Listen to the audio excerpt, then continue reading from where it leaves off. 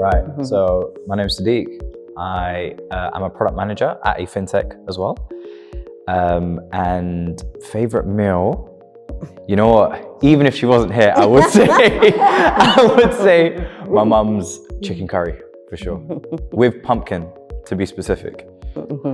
Chicken and pumpkin. It's really nice. Yeah. Okay. My name is Khaleda.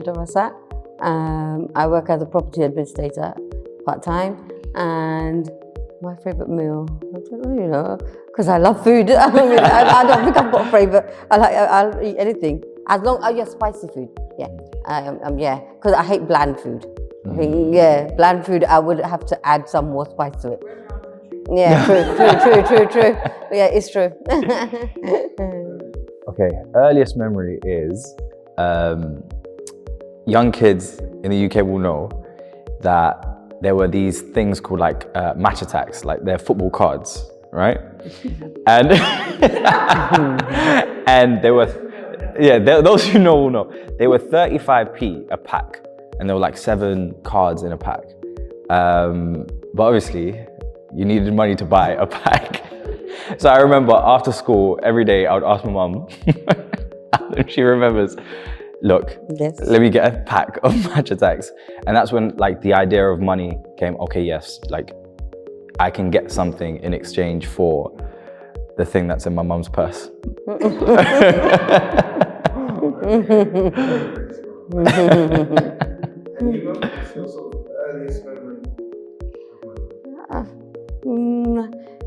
Yeah, I think it was probably when I was a lot younger, and with my mum and dad, they were immigrants and they struggled for money. So they were like very, with money, everything with pennies, save. Instead of spend, instead of enjoy yourself, just save money for a rainy day. That's how they saw it.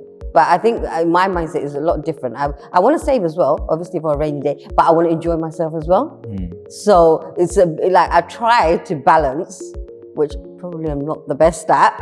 I spend more than I should, but yeah, I think it's just when my parents were, I saw them struggling. Like they wouldn't let us buy things we wanted. Like we always had to it was like at a special occasion we'll get it, or well, not birthday, Eid and all those kind of stuff. We will only get it then. Although it wasn't like one of those things that where you could just how kids go, oh, can I have this? Most of the kids, they don't even have to ask. They just get it. They just get the new latest phone, PS5, whatnot. They'll just get it. But with us, no, we didn't have it. I mean, I can't even remember having a TV until later on in life. Yeah, my parents were really like that. What do you need a TV for? All you're gonna see is wrong things. What do you need a TV for? When I first got my first job, part-time, working in retail, money was seen as just a means to enjoy myself, essentially, and take the pain off of my parents' back, so they don't have to fund my lifestyle, like going out to eat or going on holidays or like buying myself whatever I want to buy myself, whether that be clothes or whatever. So it was just seen as just funding my lifestyle. Now, however, a little bit older, a little bit wiser, I see money more as, okay, like, how am I making money work for me? How am I saving? What are my actual goals in life, and how does money facilitate those goals? It's not a paycheck to paycheck lifestyle, which it was when I was younger, which is definitely a lot more positive, I think. My parents are back from Bangladesh, and my dad came, I think when he first originally came, I think it was 1950s or something like that. It must have been, but he did well, honestly, I'm so proud of my dad. I mean, he bought houses. In those days, I know it was a lot cheaper. Like £10. But it was not £10. But anyway, because my dad bought, I remember a house for about 200 or something like that. But in those days, 200 must have been a lot of money. And now it's worth, his mortgage free is worth over $1 million. It's in North London, and it's just amazing what he's achieved. And he had about 3 houses, but then in those days, the culture they give to you, help out your brothers. So he gave it to his brothers who couldn't keep up with the mortgage. So they got remortgaged and, repossessed. And then it's only my dad who's got on that street. He's the only one who's got his house still. And there were 7 of us, 7 siblings, and we all. I don't think I was born in that house. I think I was born in the house next door. And my elder sister, she was born back home, and all the rest of us, we were, born in this country. Yeah. And yeah, I mean, it was a full house. I mean, now it's like an empty house. Only my mom and dad and my youngest brother. Everybody else married off, and such a big house. They're just rattling around. But yeah, I mean, I'm very, very proud of my dad, what he's achieved. Even though he doesn't know how to speak English well, he doesn't think, he did, back in the day, he used to do tailoring work. So that was a big industry. That's where he used to, he was in Brick Lane, wasn't he? I remember like he would take me to like Brick Lane and show me like where he would come. Yeah. I mean, no, but I think because we're very young, so I don't know how. Yeah, because that's what maybe we had a job before that, which we don't really know. But he did, because it was tailoring at home. So we had machines at home. So my mom used to help as well. So that's how they, like I remember from what I can remember, that's how we, my dad earned money. He was never on welfare state into such a late time because he didn't believe in that.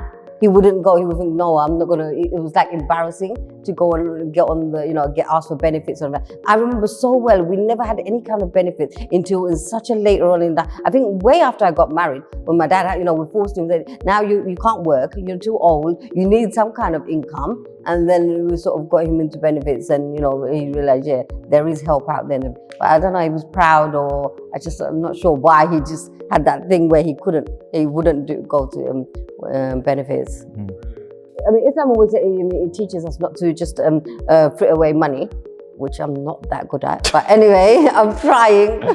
Yeah, I mean, say we're not allowed to spend excessively for no reason. Charity is such a big thing for us.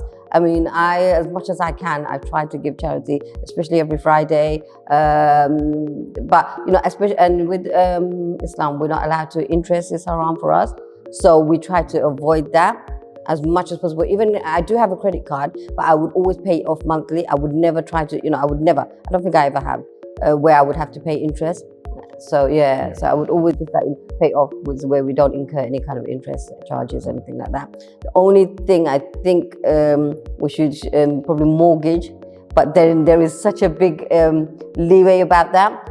There's, some scholars say, yeah, you can, it's a means of living, where you have a roof over your head. There's other scholars which say, no, it's still wrong. So there is a grey area with that. Yeah, I guess the mission with Wahid is to remove riba, which is interest, that Muslims in this country see as a necessity. So be that when you're really down and out and you need a personal loan, or even actually just holding your money in a current account, and what happens kind of like behind that people aren't aware of, your money is being invested in certain things that in Islam potentially might not be permissible. But also, of course, the big deal around mortgage. Like my mum said, some scholars do say it's permissible, but it is a grey area, and there are a percentage of Muslims that don't like dealing in the grey area and want it to be quite black and white. And that's kind of the mission that Wahid are trying to solve, and it's why I'm so passionate about it as well. I think even with the studies that I do with Muslim Census, which is like a research organization that I run. We understand how important it is for Muslims to avoid interest in whatever way possible. And yeah, I think there needs to be more options for Muslims to have that feeling that they can. Yeah, I think definitely there isn't enough. Yeah, there isn't enough where Muslims can go to get somewhere where they can go for money without worrying about, oh my God, is this wrong? Am I gonna think about cost of living crisis, right? Yeah. So now we're even thinking of just the bare minimums of monthly expenses that you're struggling to cover.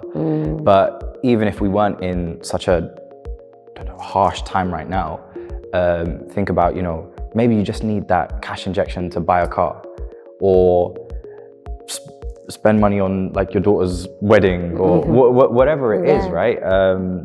Where's that, that halal route for that? There's not that many. No, there isn't. So I've never myself been involved in a committee, but I have seen the ongoings of it, from whether that be uncles at the mosque, or actually back home as well, where people put money in a pot, and one person can, you know, take money out of that pot at a time of need, and be that for the examples that we mentioned, you know, like they need the cash for something quite urgent, and you know, it kind of like just works like that. I've seen it more around like a small community. So be that, you know, our district in Bangladesh, which is literally like a road. So everyone basically on the street is part of one pot.